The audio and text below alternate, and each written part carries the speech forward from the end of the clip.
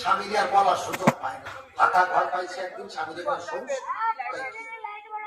দেখো একটা খুশির খবর আছে। খুশির খবরটা কি? আমি 3 মাসের প্রেগনেন্ট, আমি মা হব আর তুমি বাবা হবা। স্বামী কি আর আছে? বউটারে কোলে তুলে নিয়ে ধুনসি নাচ নাচ, বুঝলেন তো? বলছেন না নতুন যৌবন আর তাতে বউ করেছে গর্ব ধারণ, বউকে তুলে নিয়ে আস্তে আস্তে দাম দিয়ে দিছে, ওর মাথায় নাচছে।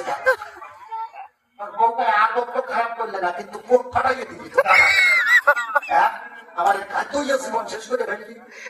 এতক্ষণ আমার কোলে তুলে নিয়ে নাচতে নাচতে এইভাবে ঢালাইয়ে দিলে কেমন কর? এই শালির শাল দাঁড়া, তুই যে প্রেগনেন্ট 3 মাসের গর্ভবতী, তুই এই খবর কবে থেকে জানিস? কেন 3 মাস আগে থেকে জানি? আমি তোর স্বামী, কত দামি, তুই আমার এতদিন বলিস নাই কেন? বউকে এতদিন তোমার বলি নাই ভয়তে, তুমি যদি আমার মানো। স্বামী কয় তুই গর্ভবতী, তুই মা হবি আর আমি বাবা হব, এ তো আনন্দের ব্যাপার, তোরে মারবো কেন? না, বিয়ের আগে বাবার বাড়ি একবার গর্ভবতী হয়েছিলাম, বাবা করছিলাম, সেই বাড়িতে তোমার